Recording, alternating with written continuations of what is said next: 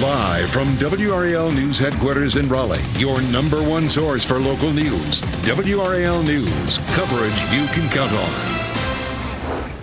A lot of rain still showing up on our live dual Doppler 5000. I'll show you how long these showers will stick around coming up. A suspicious device. Garner police are investigating after a package was found in the parking lot of a church. We're live with what officers are saying about this case. And a free woman, convicted murderer Crystal Mangum, walked out of prison today after more than a decade. What's next for the woman who was also at the center of the Duke lacrosse case? And another round of rain for parts of the viewing area today. Good afternoon. I'm Laura Levine in for Renee Chu. And I'm Chris Levingood. We appreciate you joining us here on WRAL News. We have meteorologist Amy Wilmoth here in the WRAL Severe Weather Center, and a little bit of rain on the lens behind you there showing off Clinton right now. That's right. Clinton getting some good rain down in Sampson County. You can see the raindrops on the lens. The roads are wet there. We still have fairly widespread rain on our radar right now. We have two separate areas, one in the northern part of our viewing area and then one in the southeastern part of our viewing area. So let's start to the north. So Roanoke Rapids, a few sprinkles there, back toward Henderson, near the Oxford area, north of downtown Durham, Chapel Hill getting a little bit of rain right now. Wake County, we have a little bit of drizzle, some light rain, not a big deal right now, but a little bit of a nuisance out there in this noon hour. And then our southeastern counties, Goldsboro down to Clinton, getting some rain right now. So again, widespread rain, but don't worry about this for the upcoming weekend. Futurecast will show you that this is moving out, and at 3 o'clock we'll still have a few showers as the kids come home from school, a little bit of rain showing up on the radar. But by the time we get to the evening commute, around 5 o'clock or so, we really start to see the rain moving out of the area, and then it will be dry for the upcoming weekend, which is some great news. It's going to be beautiful both Saturday and Sunday. But still some scattered showers through at least the afternoon, really tapering off right during that evening commute. So if you have plans to head out and about for the evening, things should be just fine for those plans. I think you'll be A-OK. We have some rain in Durham, Holly Springs getting some rain, Garner, Cary, Rocky Mount, Chapel Hill, all reporting rain, and it's chilly. Temperatures are in the 40s in many locations, 47 right now in Cary. Here's the evening planner, just a 20% chance for rain. It's chilly with temperatures mainly in the upper 40s through the evening. Look at what's ahead for the weekend. This looks fabulous. It's warming up. I'll show you how long this nice weather could stick around coming up. Okay, Amy, thank you. And you can download the new WRAL weather app and plan ahead for severe weather anytime. Turn on alerts to get notified about severe weather in your location. It is free wherever you download your apps.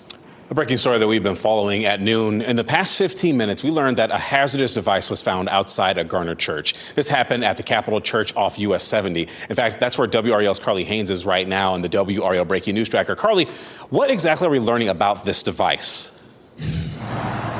A lot of new information just within the past 15 minutes, Chris. We are across the street right now. That's where police has asked us to stand because this is still a very active investigation. You can see all the police cars and officers over there by the Capitol Church here near US 70 right now. The good news is no injuries reported from this. Garner police said they discovered a suspicious device in the parking lot here, so they evacuated the area. They temporarily shut down those nearby roads, and trained explosive device technicians responded here. They say they successfully destroyed the device. A K-9 has been used periodically throughout this morning, and we know that this police presence has been here since at least 7 o'clock a.m. Garner police stopped by businesses asking for any footage they may have had starting around 7 o'clock last night. And we spoke with one woman who has been going to this church for the past 3 years. She drove by this scene and saw all of the police. Well, I rode by the stop sign. I saw all the police, and I was just in shock and didn't know what was going on. Now, back out here live, you can see that K-9 is still here on scene. Things have been just constantly happening over the past few hours. Police did not say exactly what kind of hazardous device this was. However, they did say there is no indication that this was religiously motivated in any way. Carly Haynes, WRAL News, live in Garner. A very active situation, Carly. Thank you. The woman who falsely accused 3 Duke University lacrosse players of rape is now a free woman. Crystal Mangum has spent more than a decade in prison after she was convicted in 2013 of killing her boyfriend. WRAL's Kelsey Coffey was at the women's correctional facility when Mangum was released. Crystal Mangum was just released here from the North Carolina Correctional Institute for Women hours ago. We'll go ahead and show you some video now of our cameras capturing the moment she was released. Mangum was first in the national spotlight in 2006 after she accused Duke lacrosse players of rape. Then a lot more happens after that, not related to the rape accusation. In 2011, she was accused of stabbing her boyfriend to death. 2 years later, she was convicted on second-degree murder charges. In 2024, she appeared on a podcast and confessed to lying about the Duke lacrosse case. During the trial with the Duke lacrosse players, the defense team exposed holes in Mangum's story. Roy Cooper, who was state attorney general at the time, dropped the charges. Durham District Attorney Mike Nifong was removed from office for his handling of the case. The players and their coach all filed civil lawsuits in an effort to help restore their reputations. Kelsey Coffey, WRAL News in Raleigh. So according to the State Department of Adult Corrections, Mangum will report to her parole officer regularly for the next 9 to 12 months. I'm Kirsten Clark in the WRAL Live Center. Happening now, former President Bill Clinton is testifying in front of members of Congress who are investigating Jeffrey Epstein. Let's take a live look here. This is the Chappaqua Performing Arts Center in New York, where this is happening right now. Clinton is answering questions for his connections to Epstein. It's important to note that the AP is reporting that Clinton started the deposition by telling lawmakers he, quote, did nothing wrong and saw no signs of Epstein's abuse. It's also important to note that this is the first time that a sitting or former president has testified before members of Congress in more than 40 years. And this, of course, comes just a day after Clinton's wife, former Secretary of State Hillary Clinton, sat before lawmakers for her deposition. So we, of course, will stay up to date on what's happening here, and we'll bring you those updates as soon as we have them. Hillary was saying that she didn't know Jeffrey Epstein. Thank you, Kirsten. The man charged in connection with a Durham pizza shop murder appeared in court this morning. 30-year-old Isaiah Rawlinson is charged with first-degree murder. According to police records, Rawlinson was employed at that business. The WRAL Breaking News Tracker was at that scene last night as police were investigating. A man was shot to death at Randy's Pizza on South Miami Boulevard. We're waiting for police to release the name of the victim and a motive here. The U.S. is warning embassy staff in Israel to leave the country today. U.S. Ambassador to Israel Mike Huckabee told embassy staff there was no reason to panic and said the decision came out of an abundance of caution. He noted the likely high demand for flights out of Israel on Friday and urged staff to buy tickets to any destination. Earlier today, the embassy authorized non-essential personnel to leave the country amid the possibility of a strike on Iran. Meanwhile, tensions are escalating between Pakistan and Afghanistan after reported cross-border strikes.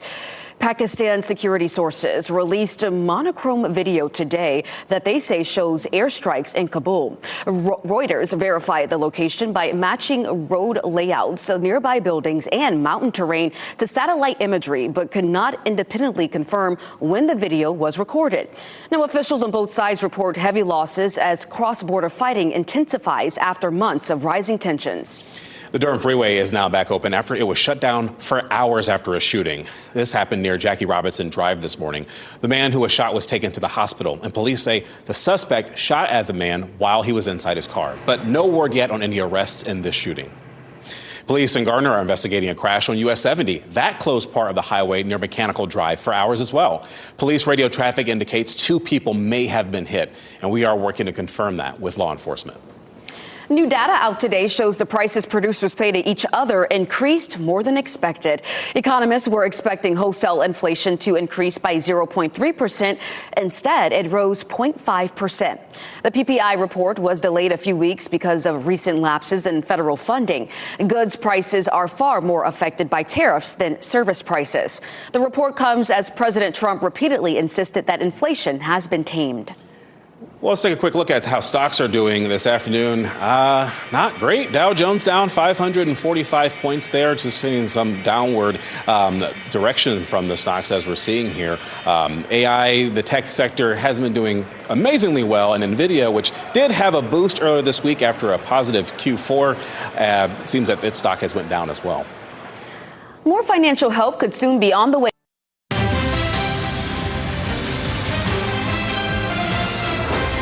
In response to a New York Times report, lawmakers are expressing confusion on how the U.S. military took down a Border Patrol drone near the southern border. Here's NBC's Ryan Chandler. This morning, new calls for safety and a shutdown in the Texas skies after the U.S. military reportedly shot down a drone from another branch of the U.S. government. The New York Times reporting, according to 4 sources, that the Defense Department used a high-energy laser to target the drone, which the Times writes actually belonged to the Department of Homeland Security. The government just saying the military responded to a, quote, seemingly threatening unmanned aerial system operating within military airspace. This is very alarming. There are so many questions. The FAA closing airspace around the Fort Hancock area, a small Texas town on the Mexico border. The incident coming just weeks after another drone incident that closed down a larger airspace around El Paso, delaying commercial flights. So the airport's totally closed? Apparently. When Customs and Border Patrol used a laser to shoot down objects that were later identified as party balloons, though the administration first said it had targeted a Mexican cartel drone. That airspace closure was initially set for 10 days, but ultimately only lasted a few hours. As far as the FAA is concerned, it's all about safety. They need to know what the military is doing in the airspace. The lack of communication between Homeland Security officials and aviation authorities raising questions. It just seems to me that we have a real problem of coordination. Transportation Secretary Duffy defending the FAA's response. No, I don't think there's a lack of communication. Now, Democrats again sounding the alarm over yesterday's incident. Lawmakers writing in a joint statement, "Our heads are exploding over the news," and calling it, quote, incompetence. Illinois Democratic Senator Tammy Duckworth called for an independent investigation into this. Newly released police video shows a high-speed crash involving former WWE executive Vince McMahon. Newly released video here from Connecticut State Police shows McMahon driving his 2024 Bentley on the Parkway in Westport on July 24th. Troopers say the 80-year-old was going at least 100 miles per hour when a trooper tried to catch up to him. A dashcam video shows McMahon's Bentley approaching a BMW in the right lane. He brakes and then swerves at the last second. The Bentley clips the BMW before slamming into a guardrail and bouncing back onto the highway. You almost hit, I think, 115 miles an hour. All right, and then you just hit someone because you weren't paying attention. Were you looking at your phone? No, trying to drive. No, I'm not looking at my phone. The person was right in front of you. There's got to be a reason you hit him. No one was seriously injured, though another vehicle was struck by flying debris. McMahon was cited for reckless driving and following too closely. A young mother and her 2-year-old daughter are recovering from burns after an explosion and fire destroyed their home. Turn to first responders. Looking for hydrants now. They're all buried. Just incredible. By the time that first responders arrived, they found a home fully engulfed in flames, but they couldn't locate a fire hydrant. As you can see, they were digging up that snow. It was all buried under the snow. Investigators say the explosion was caused by natural gas. The homes on both sides of the fire were also heavily damaged. 8 people in all were displaced. Weather such as the fog we saw this morning and even the rain that we've been getting, that can have a big impact on the likelihood of car crashes. In today's Ask the Meteorologist segment, Grant Skinner looks into which weather conditions increase the chances for these crashes the most. Yeah, we looked into a 2022 study done by researchers at UNC Chapel Hill and at Southern Illinois University, Edwardsville, looking at the overall effect that weather has on car crashes and how those percentages change in terms of the likelihood of crashes to happen due to different weather events. And they looked at a lot of different data, of course, looking from 2003 to 2019. So a long period of time, all 146 counties in the Carolinas, so includes both North and South Carolina. 6.4 million crashes were recorded there. And then this is an interesting fact here. 23% of the 6 million yearly car crashes are due to some sort of inclement weather. So again, it definitely has an effect on car crashes as we typically see during hazardous weather or adverse weather. 23% increase in crashes due to adverse weather. And look at heavy rain, up 81% for that crash risk whenever you have heavy rainfall. So interesting fact there. Also, you can see the percentage of crashes that happen during rain median of all crashes, 13 to 17% for areas back towards Wilson and Sanford, and several areas between 12 and 13%. So it kind of just goes to show how adverse weather can really affect conditions on the roads. Make sure to always use caution during heavy rainfall, also fog, winter weather, as those can contribute to more crashes. You know, Amy, this is why we tell people when we have these days where there's rain in the morning, like be careful during that commute because you can get on these slick roads. And as we look right here on the radar, still very active out there. It is. It's active. And just keep enough distance between yourself and the driver in front of you and you should be all right.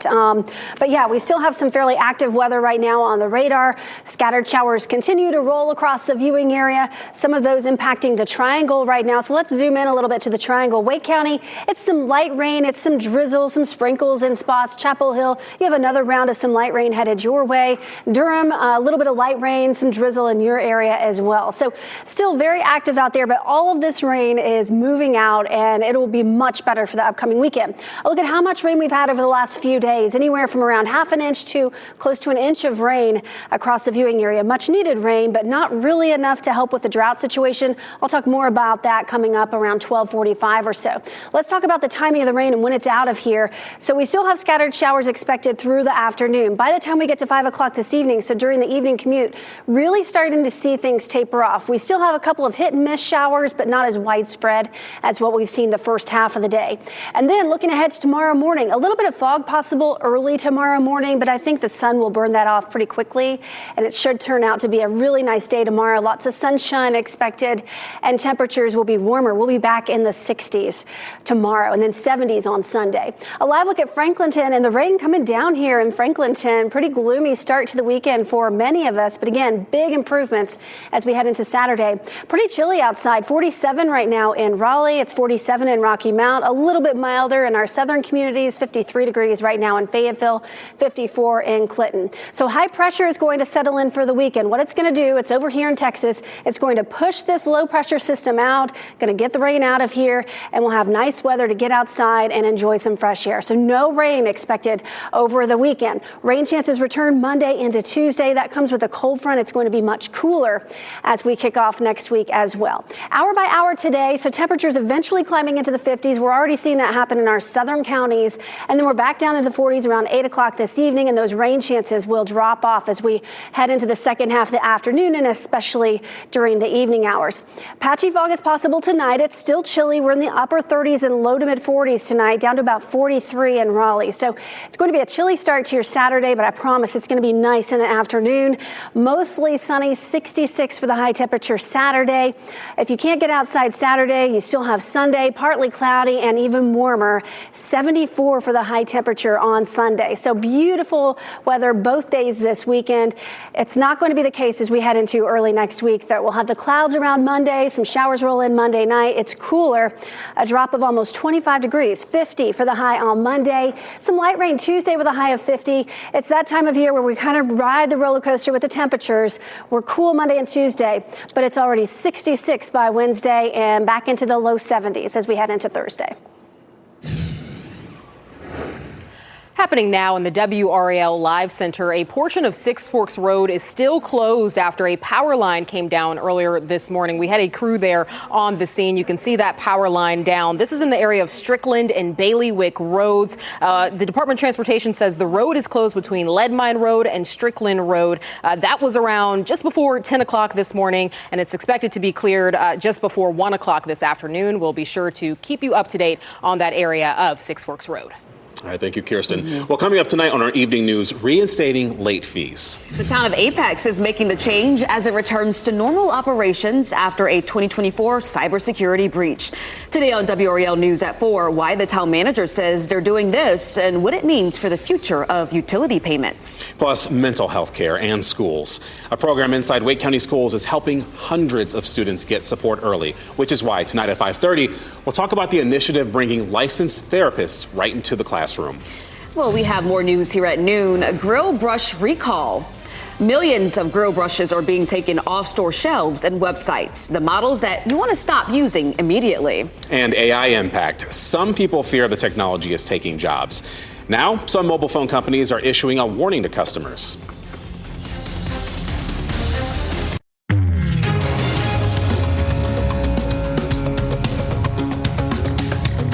Walmart will pay $100 million to settle a multi-state lawsuit involving its Spark driver program.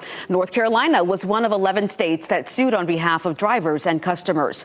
The complaint claimed the retailer tricked customers by falsely claiming 100% of the customer tips would go to the drivers themselves. Walmart must pay its delivery drivers in North Carolina $2 million for stealing their tips and other payments. Millions of brushes used on grills are pulled from shelves because of concerns of internal injuries. The recall involves 6 different types of brushes made by Weber. The Consumer Product Safety Commission says small metal wire bristles may stick to grill grates and end up in food. There have been at least 38 reports of bristles detaching, with 4 requiring medical attention to remove the bristles from a throat or digestive tract. The brushes were sold at various companies in store and online. Consumers should stop using them immediately and contact the company for a replacement. The parent company of Square, Cash App, and Afterpay is cutting nearly half of its workforce. Block is framing this move as a, quote, bold embrace of AI. CEO Jack Dorsey is laying off more than 4,000 people, and Dorsey expects other companies to follow suit with similar changes within about a year's time. The cuts come as AI is reshaping jobs across the tech sector. Companies such as Amazon, Meta, Microsoft, even Verizon have all made sweeping cuts over the past year. Artificial intelligence is causing headaches in the smartphone industry. There's a worldwide shortage of memory chips due to AI.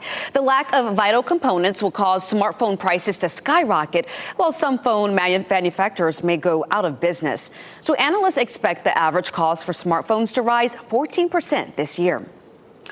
All right, behind closed doors now, former President Bill Clinton testifies about his relationship with Jeffrey Epstein.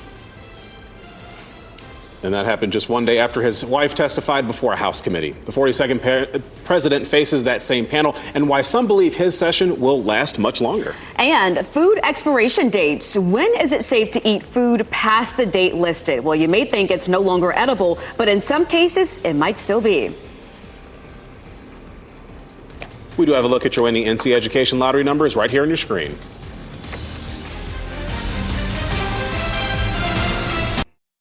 Shot in 4K ultra high definition. Your number one source for local news. WRAL News. Coverage you can count on.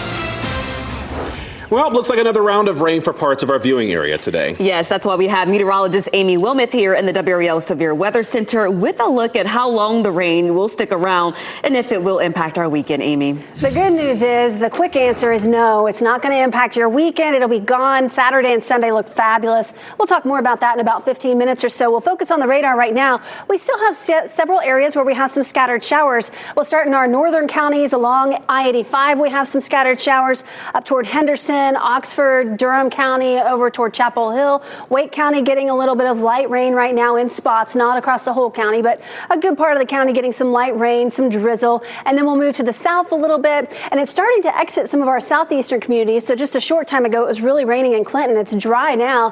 Fayetteville getting another round of rain. But this is going to be gone as we head toward the evening hours. Our rain chances drop to a 20% chance, and then we don't expect anything for the weekend. I'll show you how high those temperatures climb over the weekend coming up. All right, sounds good. We'll see you in just a bit, Amy. Just a reminder, you can download the new WRAL weather app and plan ahead for severe weather anytime. But make sure you turn on alerts to get notified about severe weather in your location. It's free to download.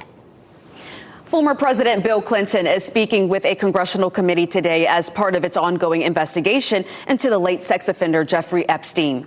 Now, this historic deposition comes just one day after his wife, former Secretary of State Hillary Clinton, answered questions from those same lawmakers. NBC's Ryan Nobles has more from New York, where the depositions are taking place.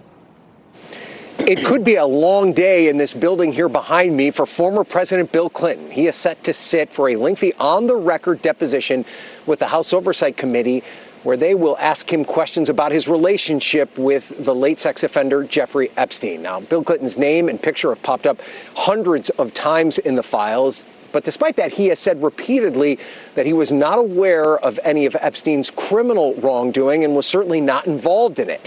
Now, the former president's testimony comes the day after his wife sat for almost 6 hours in front of this same committee, also asking questions, or answering questions, I should say, about the Epstein affair. Hillary Clinton told the committee over and over again that she had no relationship with Jeffrey Epstein and was only casually acquainted with his co-conspirator, Ghislaine Maxwell. But But one interesting thing that did come out of Hillary Clinton's deposition was that there were many questions she was asked that she told the committee that they would have to ask her husband, and the committee is prepared to do so. This deposition is expected to be released, the video and the transcript in its entirety in the very near future. And it is just the latest in a long line of depositions that the Oversight Committee has conducted. And Democrats say that this deposition today of the former president sets the stage for the current president, Donald Trump, to be called in and ask questions about the same situation. Happening now in the WRAL Live Center, that former president's deposition happening right now as we speak in the Chappaqua Performing Arts Center in New York. We're getting live updates from the Associated Press. This saying just 16 minutes ago, Bill Clinton says lawmakers may hear, quote, "I don't recall" from him often. Clinton says he would have reported Epstein had he known of abuse. And then Clinton chides Republicans, scolding them for calling Hillary Clinton to testify. So these are live updates we're getting as that deposition continues right now. We'll be sure to bring you more updates as we wait for this deposition to finish to get that full transcript and video. All right, thanks for watching that for us, Kirsten.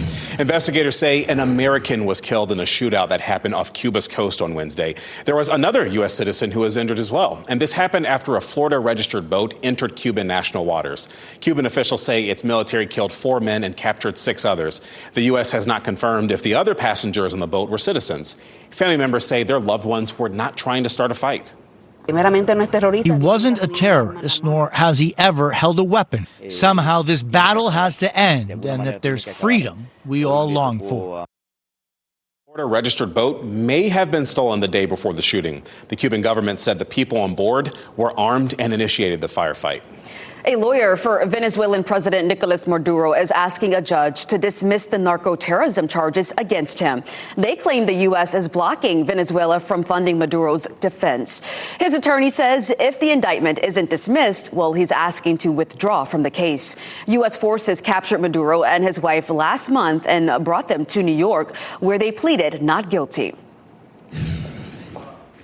Happening now in the WRAL Live Center, we're staying on top of the Nancy Guthrie, or the search rather for Nancy Guthrie. We are now in day 27. She, of course, is the 84-year-old mother of Today Show co-host Savannah Guthrie. At this point, the FBI says it has gathered thousands of hours of video in Nancy Guthrie's investigation. Of course, we've seen that Ring camera video over and over again showing that person going up to her front door.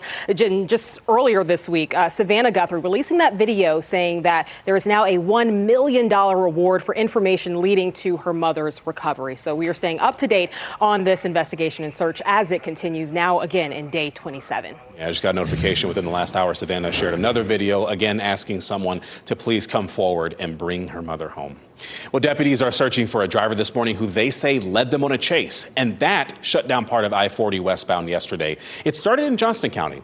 We spoke with a man who says he saw the chase while he was getting gas in Clayton. You know, you see people drive pretty fast on that road, but not like that. And obviously not for any specific reason other than trying to get away. The vehicle had a temporary Georgia license plate, and WRAL asked the Johnston County Sheriff's Office if they made an arrest or even identified the driver, but we're waiting on a response. We're trying to learn new information this morning about 2 crashes in Raleigh in which left each person involved seriously hurt. The first one involved a pedestrian, and this is video from the WRAL breaking news tracker near Poole and Sunnybrook Roads. There's still no word on the person's condition or if any arrests have been made. Next at noon, checking the shelf life. We're separating fact from fiction when it comes to expiration dates. And plus, a troubling milestone. Measles is making a comeback across the country. The new data that has health officials bracing for the worst.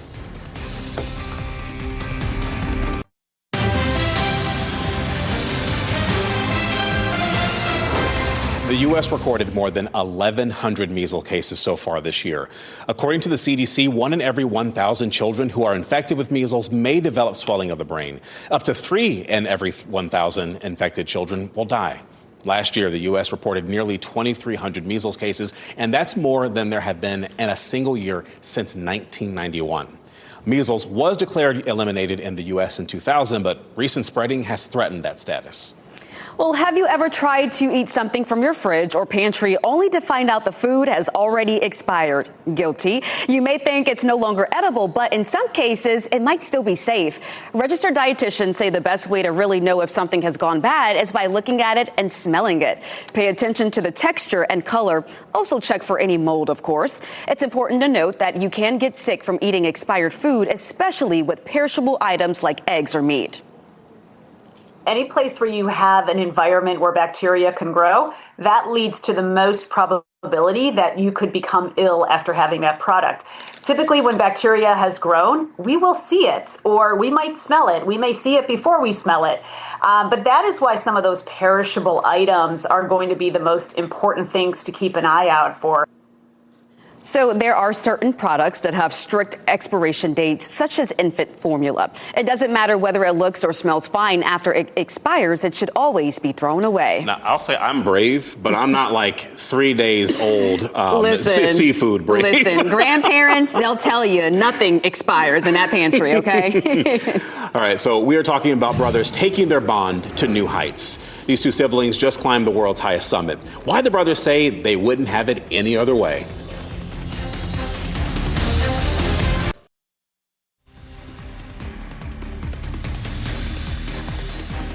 We're getting a live look at Franklinton this afternoon. Yes, that is rain on the lens. Yes, we have a little rain that's going to be with us today, but conditions will be warm this weekend. Amy Wilmoth will walk you through that and coming up in just a bit.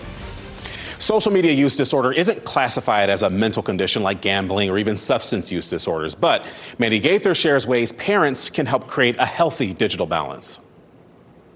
It's not all bad. Social media can help children and teens create connections and be creative. But since their brains are still developing, it also comes with some risk, including exposure to racist and sexist content, unrealistic beauty standards, disinformation, and cyberbullying. Tamar Mendelson with the Johns Hopkins Bloomberg School of Public Health says parents can help create a healthy digital balance for young social media users by filling their time with in-person activities. That includes phone-free meals with family when possible, healthy bedtimes, and after-school clubs or sports. Encouraging or requiring in-person activities can be more effective than simply banning social media because it offers concrete and hopefully enjoyable alternatives. Next, Mendelson says to choose quality over quantity. She says because everyone is different, it's not possible to set a blanket time deemed safe to spend on social media. Instead, encourage positive online spaces that affirm their identity and expand their social circle. This can be especially useful for young people with marginalized identities, including LGBTQ+ youth and youth with disabilities. Finally, be aware of concerning behavior, including increasing amounts of time spent on social media sites if it's interfering with daily tasks or it's difficult to get them off these sites. Mendelson says persistent preoccupation with social media is also a problem. Those are red flags that parents and educators should pay attention to. And social media can help young people find mental health support as long as they're getting it from reputable sources. Two brothers from Alaska just returned from the trip of a lifetime that took them to new heights. The pair has already conquered the highest peak in North America. Recently, they reached the top of Mount Kilimanjaro, 19,000 feet above the African plains. The brothers started their summit push at midnight, hiking through the night. Temperatures at the top hovered around 10 degrees. The brothers say it's nice to share the experiences and hopefully inspire others. Because it seems like a lot of people think they can't do something, but if you just try it, you probably won't do good the first time, but second time you'll do better because you just got to try it out. Believe in yourself. And Kilimanjaro marks summit number 3 on their list. Eventually, they hope to stand on top of all 7 summits, carrying a piece of Alaska with them every step of the way. So up next on the list, Mount Vinson in Antarctica.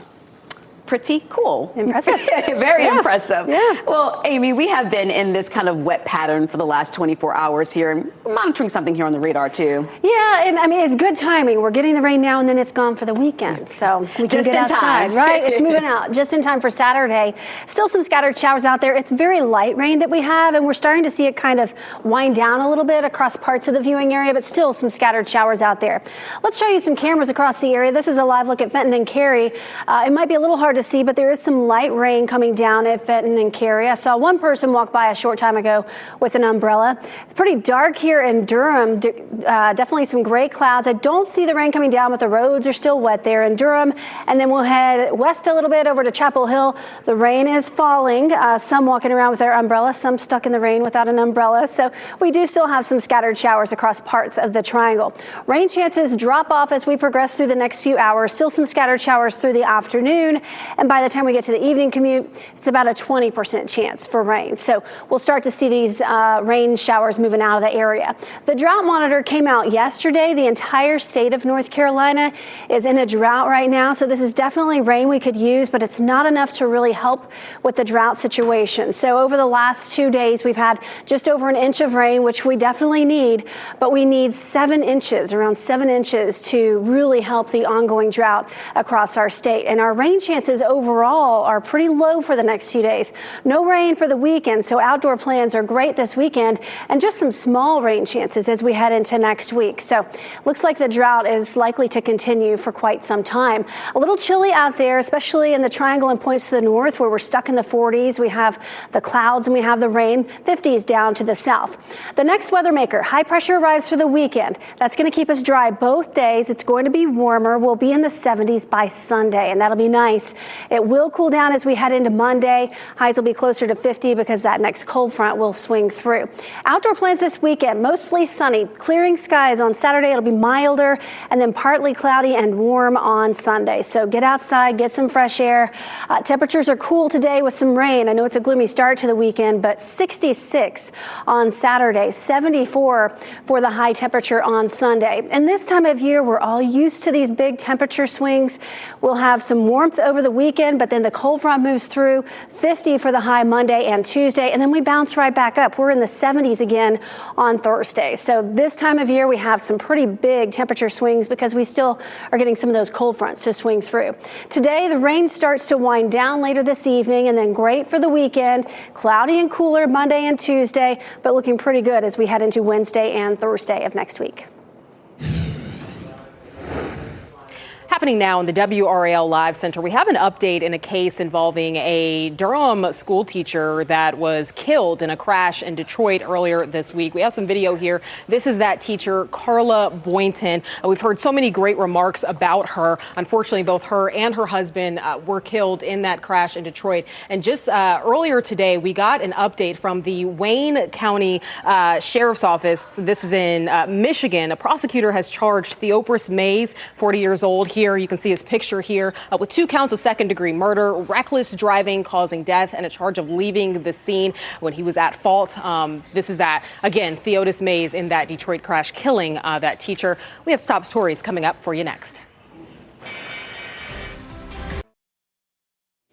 Well, we are keeping an eye on stocks this afternoon. Again, you can see it's down 719 points for the Dow. S&P off screen down 55 points and the NASDAQ down 269 points. And all this is happening after the producer price index report today showing that prices on wholesale rose about 0.8% in January, which was higher than expected. Well, here's a look at a few of the headlines that were falling today on WRAL News. A hazardous device was found outside a church in Garner. And what you're seeing is video from the WRAL Breaking News Tracker. Garner police say the device was found on Capitol Church off 70 near Hammond Road. The immediate area was evacuated and the roads were shut down temporarily during this investigation, but they've since reopened. That device was destroyed by Raleigh Police Department's hazardous device unit and no one was injured. The woman who falsely accused 3 Duke University lacrosse players of rape is now a free woman. Crystal Mangum, that is, has spent more than a decade in prison after she was convicted in 2013 of killing her boyfriend, Reginald Day. She originally accused 3 Duke lacrosse players of raping her during an off-campus party. Mangum later admitted that she lied. The man charged in connection with a pizza shop murder in Durham appeared in court this morning. 30-year-old Isaiah Rawlinson is charged with first-degree murder, and according to police records, he was employed at that pizza shop. The WRAL Breaking News Tracker was on scene last night as police were investigating. A man was shot to death at Randy's Pizza on South Miami Boulevard. We are waiting for police to release the name of the victim. Okay, listen to this. A pajama ban at one of the nation's airports sparked a wave of online controversy. It was supposed to be a joke that not a lot of people were laughing at. Tampa International Airport announced a new policy on its social media page. The post claimed the airport had, quote, seen enough, and the madness of airport pajamas stops today. Travelers jumped in the comments, both ridiculing and celebrating the decision. Well, it turns out that the highly controversial post, again, was simply a joke. The airport regularly uploads lighthearted and different content to increase engagement. So I really hope people get like a sense of humor. They're not being serious. Like, chill out. But I will say, I do not walk out and about with my pajamas, but like, I pay taxes, let me do my business, as long as I'm not infringing on other people's rights. That's all I just mind my business and go through TSA, so. Thank you. All right, well, a mother-daughter dive turned into a record-breaking discovery. They identified the world's largest known coral colony while surveying reefs off the coast of Australia. It's located on the Great Barrier Reef. That colony stretches more than 40,000 square feet, which is about the size of 15 tennis courts. The discovery comes as the Great Barrier Reef has faced repeated mass bleaching events that are driven by rising ocean temperatures. Scientists are examining what allowed that coral colony to even survive. It's time now for a pet of the day, and I predict he won't be at the shelter very long. Say hello to Dewey. He is a 10-week-old neutered male. Dewey weighs 11 pounds now, but could reach 55 to 70 pounds when full grown. He's shy and likes to hide when he meets you first, and he's comfortable when he showers you with puppy kisses. Dewey's adoption fee is $325, which includes his neuter, microchip, puppy vaccines, and other wellness care. NBC News Daily is next on WRAL. Your next local news update comes in about 30 minutes. And just a reminder, you can get breaking news updates anytime, as well as weather updates and traffic reports through the WRAL News app. Hope you have a blessed day today.